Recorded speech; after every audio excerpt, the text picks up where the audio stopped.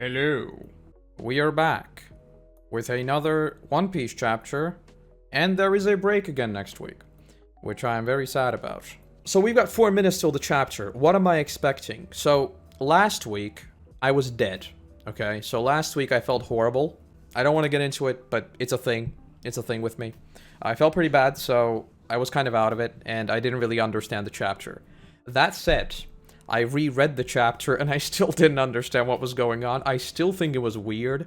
So at this point, I have no idea what to expect. Are we just sailing onwards? I have no idea, basically. I guess we'll see.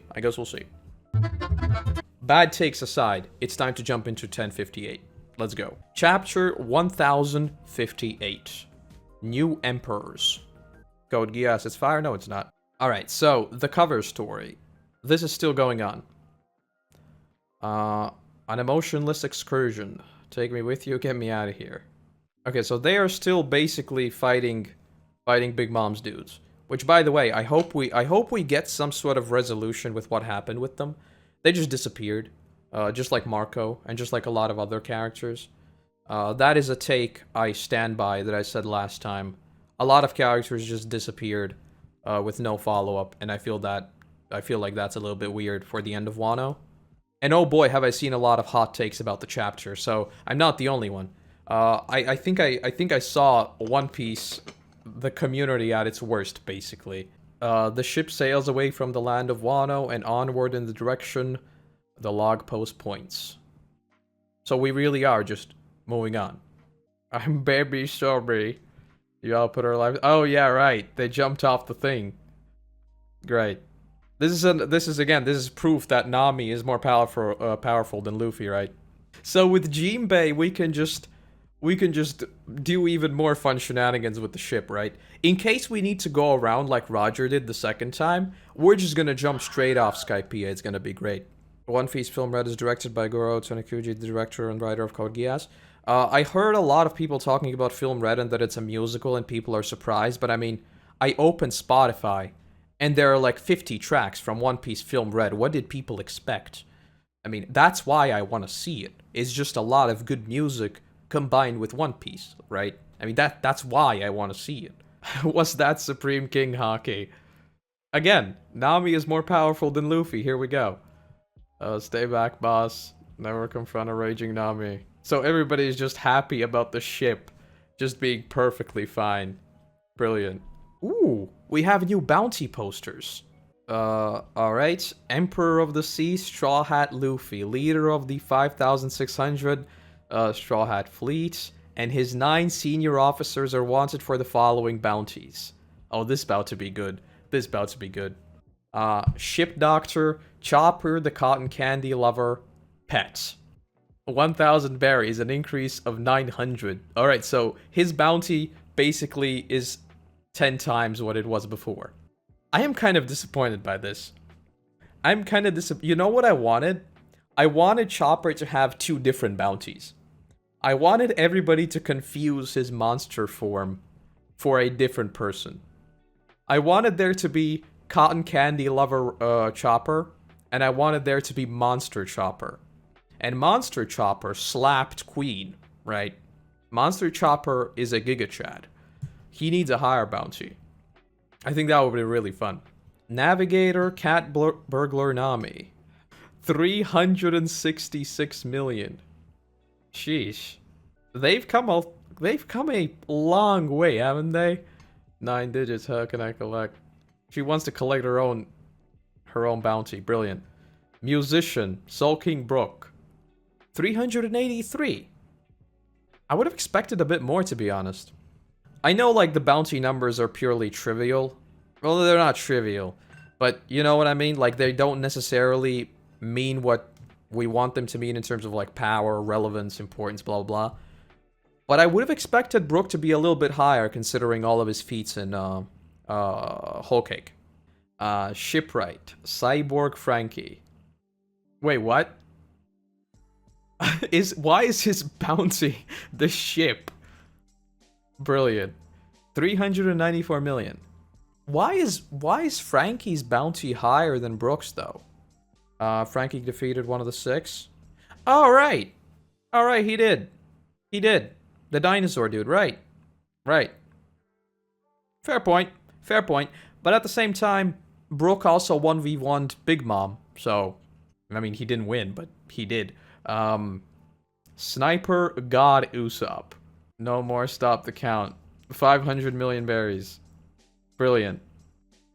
I would want to compare, because I don't know all the bounties, right? I've never been a bounty nerd. I know a lot of people are super excited about the bounties, but because I binged the entirety of the series, the bounty numbers have sort of always flown past me a little bit. I want to compare the bounties against like everyone else we've seen before, because I don't really remember a lot of the people we've seen so far in terms of like their numbers. Because again, I mean, I watched the entire thing very, very fast. Usopp's panel is body horror for real? A little bit, yeah. It is a little bit. Archaeologist, Demon Child, Nico Robin. 930 million berries. Which I think is still less than I would expect. I've talked about this a lot, okay? But how do I put this without rambling on about it for a very, very long time? Basically, to me, the 5 Elder Stars at this point are a joke, okay? They are a complete and utter joke.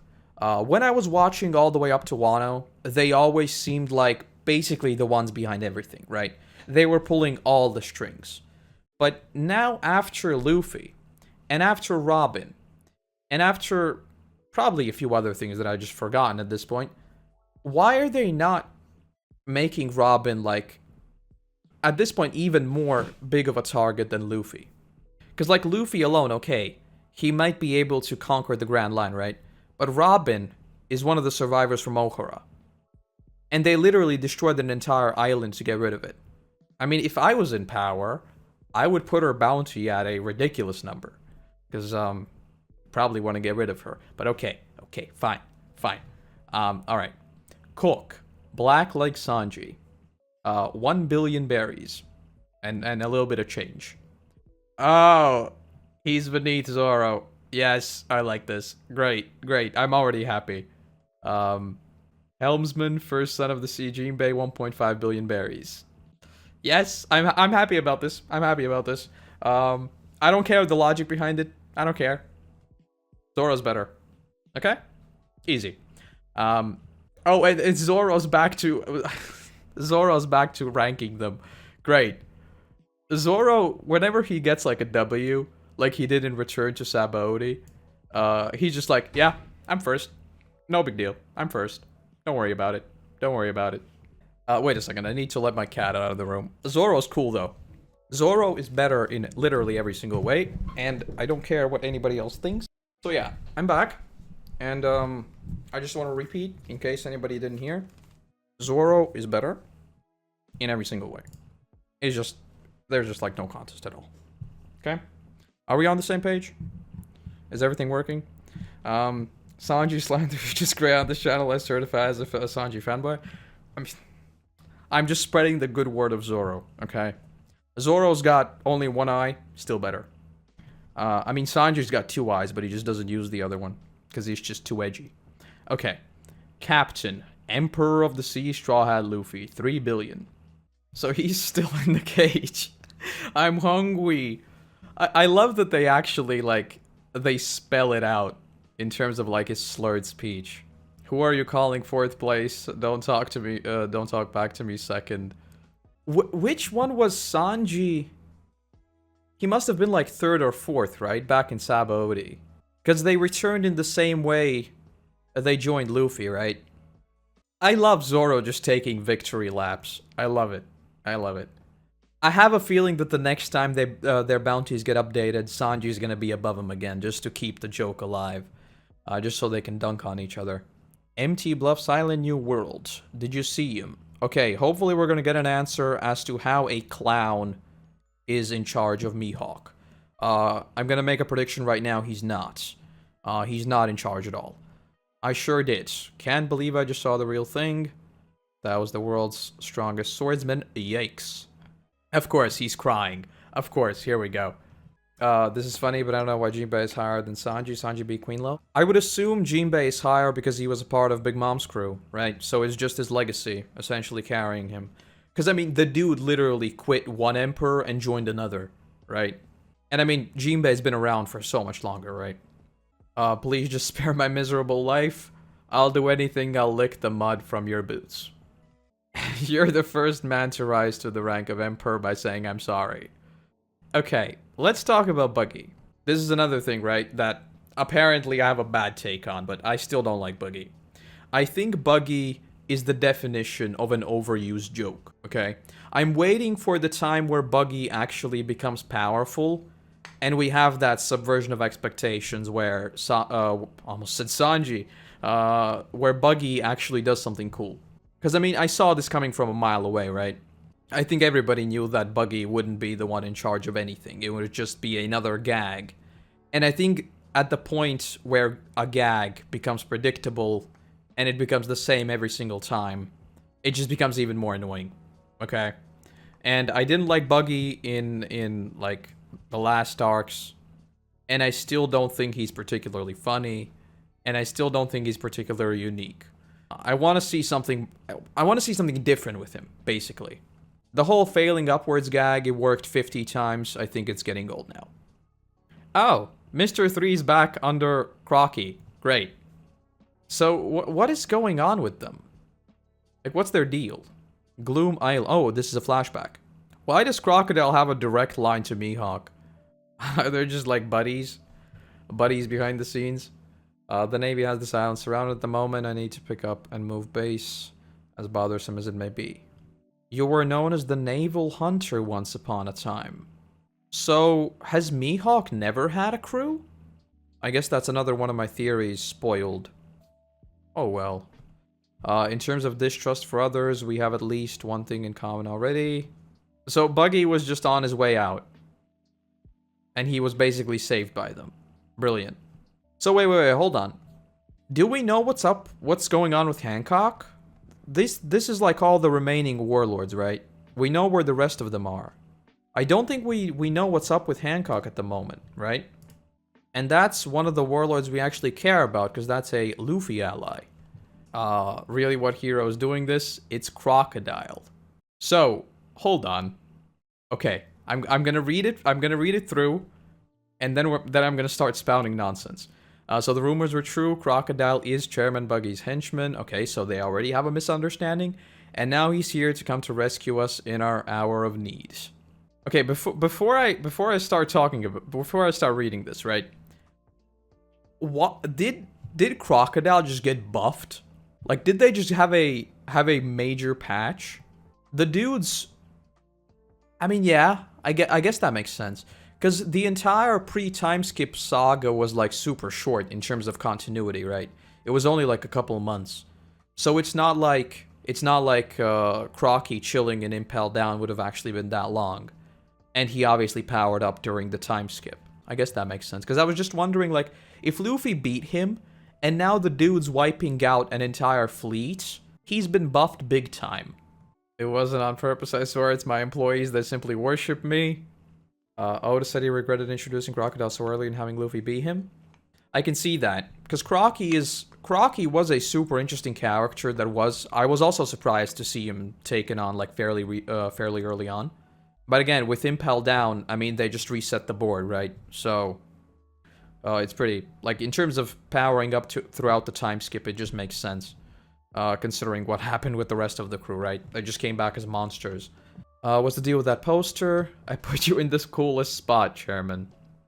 This Buggy figure was the ringleader of the Impel Down mass breakout, and he started off on the King of the Pirates crew. He once stood shoulder to shoulder with the Emperor, Red Hair. Ooh, bounties. Even more bounties.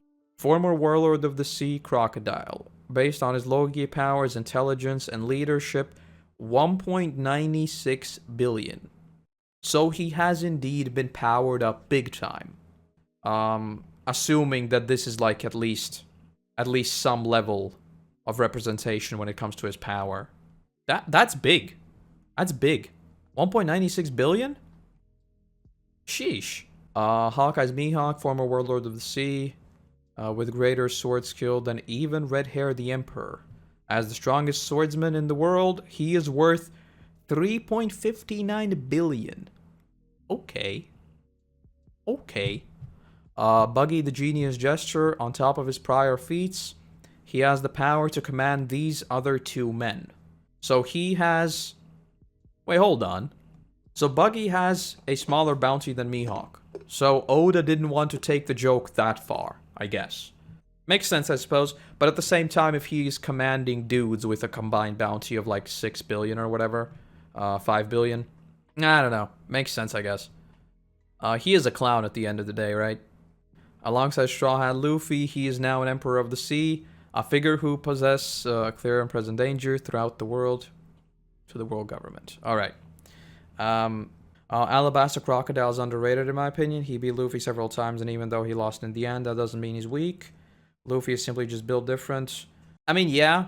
And I mean, Luffy is the protagonist. Of course he's gonna win. But at the same time, it does feel like a big power up here, right? It makes sense. Like, I'm not saying it's jarring or whatever. But in terms of pre-time skip, his power was a little bit all over the place. I honestly feel like with Croccy, the reason he ultimately lost was basically just him being arrogant and not really a power thing. Because, like, for example, with someone like Lucci, right? Lucci was just beat just because they fought. With Croccy, it was a little bit more technical, I guess. Crocodile's much stronger than people think. Luffy only won because he's the MC and because he figured out Crocodile's weaknesses. And I mean, is that the case? Because I mean, Haki, like Crocodile, Haki, where's that? Why was Luffy even able to, like? There's a lot of questions. Like, apparently water is Haki, right? There's a lot of things that are a little bit weird about their first fight, especially with everything we know later on. That does seem a little bit janky. But again, I'm happy to see Croccy back. I like Croccy, and I like Croccy a lot more than Buggy. So, if Croccy is just replacing Buggy, I'm a happy man, okay? Crocodile could have attained Haki during the time skip, maybe. We wouldn't know until Oda says otherwise. Of course. I think you can honestly just debate it either way, and at the end of the day, it's like, is there really a point in debating it? Take the story for what it is. I mean, this is a shonen, right? Of course, there are going to be a few power wonkiness things going on, right? And I like them just calling Buggy a clown. Let me start licking those boots. Depending on how you think about it, it may not be the worst idea to have him take the spotlight. I don't know about you, but I don't want to be an emperor. I'd prefer a quieter life. He just wants to live a peaceful life. This is Koroto. Of course, I have to quote JoJo. The rule that I go by is that if a character is going to be reintroduced in the new world, they get base levels of Haki. I thought that's what the 6 powers were going to be with Eni's lobby, right? Because they named them so explicitly. That's what I was a little bit worried about. And I feel like to some extent that has come true, but it has come true with Haki, right? Because Haki is basically now just a baseline. But anyway, I don't really care about that too much, to be honest. I've said this a lot, right? And I know this is a bit of a weird take, considering I am 1,000 chapters deep into a shonen. But the battles in One Piece or any other shonen have never been the reason why I watch the series. Do I like flashy fights with, like, intricate power systems and everything like that? Of course I do, right? Do I particularly care whether this guy is 1/10 more powerful than this guy because this guy possesses some, I don't know, Haki that is advanced and it is blah, blah, blah, blah, blah, blah, blah? I don't really care that much, I'm gonna be honest. I just want the story to make sense, basically. I don't want Buggy to defeat Luffy, right? Because that just doesn't make sense. I think that's with most OP fans. I'm here for the lore and world building, to be honest. The thing with One Piece in terms of combat that intrigued me was the magic system, right? The system of the devil fruits just seemed super interesting, right? It's the same reason why I absolutely love JoJo. You never know what your opponent's gonna do, right? Because their powers can just be super wacky. And that is exactly why I love JoJo. And with One Piece, it was all to do with pirates, and I love pirates. So of course, you just combine those two and I'm all in. Let him take the brunt of the attention, and if he becomes an inconvenience, we can get rid of him at any time. Of course, of course. Oh, okay. We're gonna get a check-in with the Revolutionaries finally. Okay. So, Sabo is just fine. But if it's true that he killed King Cobra, there'll be a reckoning between us, no matter his reason. I'm still not convinced he did. Tell me, Kuma, what is it that you've seen? Kuma is still in there? Okay, let me finish the chapter because I think it's basically over. And then we'll get to Kuma. I'm picking up a call to... It might be the Flame Emperor, record it, and trace the signal. So, my knee-jerk reaction... What's up with Vegapunk, then? Is a Vegapunk a revolutionary? This is big. This is, like, really, really big. Because, like, the whole Kuma programming one last thing in his mind to protect the Sunny, right? And Vegapunk was already down to do that. Which is like, why would he, right? You'd, even for a friend, that is literally betraying the government.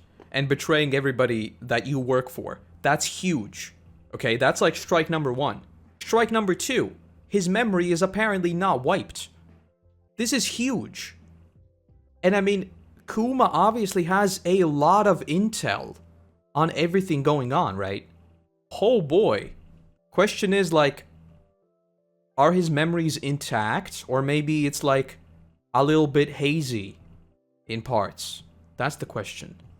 Obviously, the big thing is now Sabo, right? And whether he really killed King Cobra, which I don't think he did. I don't think he did. If he did, then it's because Cobra tried to protect someone and Sabo was too mad. I still don't think he did. So, frankly, to me, the biggest thing here is the Kuma, the Vegapunk, and the Revolutionary connection. Like, how does that look like? Because this is really, really fishy. Because especially, like, in retrospect, right? With Kaido's fruit. So we now know for a fact that Vegapunk's failed fruit was the same as Kaido's fruit. But, like, what about the fruit was failed? Nothing about it was failed, right? At least not from what we've seen. Like, Momo's dragon form is exactly the same. I interrupt this live stream to bring you editing, Koroto, because an idea just popped into my mind. You know the whole discussion around whether or not Shanks knew about Luffy's fruit, etc, etc? Well, what if he was escorting it to Vegapunk or something and the intention was to copy it?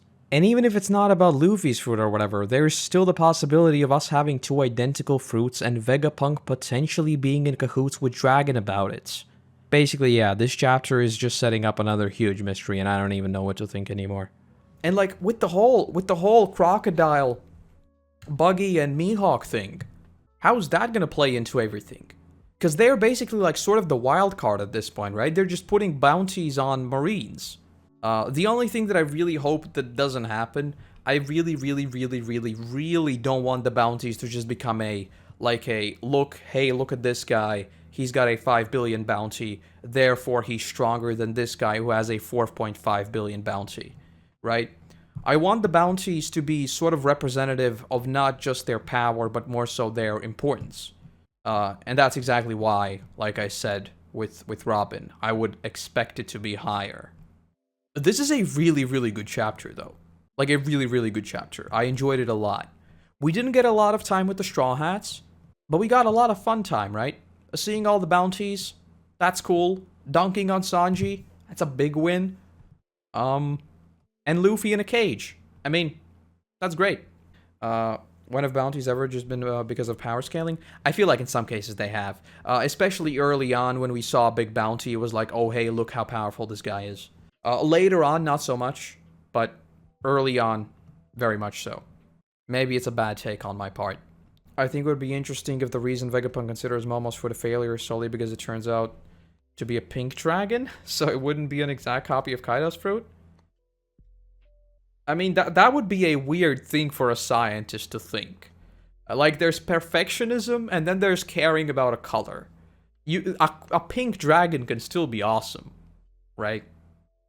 And like, would he have even known what color it would be? I don't know. How much about the fruit did he really know, right? Like, in terms of what this version of it would look like. Even One Piece characters themselves use bounties as power scale. I mean, they do and they don't, right? Because Buggy's bounty is not a representation of power at all. But in terms of this chapter, we still don't know where we're going. And we still don't have a clear answer as to what's going on with the Reverie. And we still don't know what happened, like why Yamato stayed behind exactly. This is a great chapter, though. Compared to, like, last week, this is excellent. Compared to, like, last week's chapter, especially now in hindsight, I think last week's chapter was relatively weak.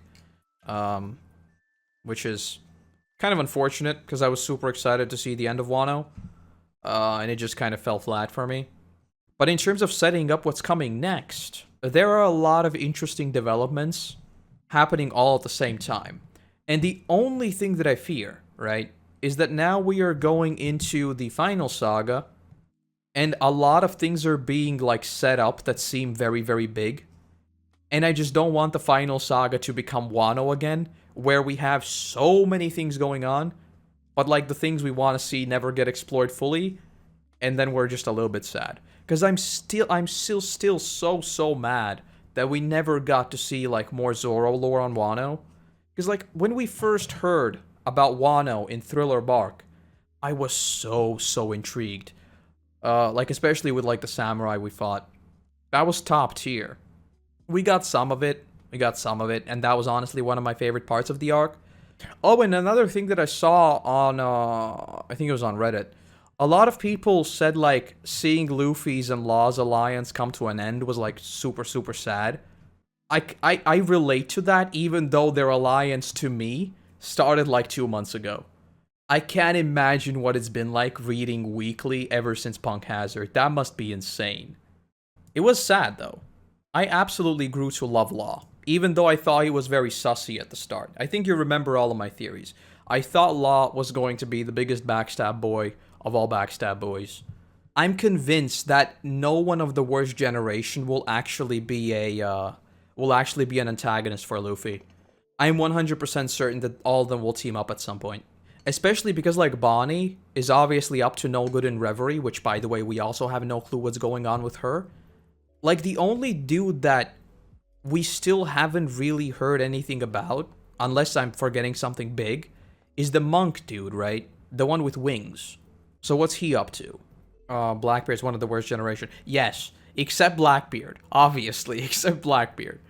Yamato Devil Fruit is the guardian deity of Wano. Maybe that's the plot. I mean, it would make sense. It would make sense if Momo didn't exist, right?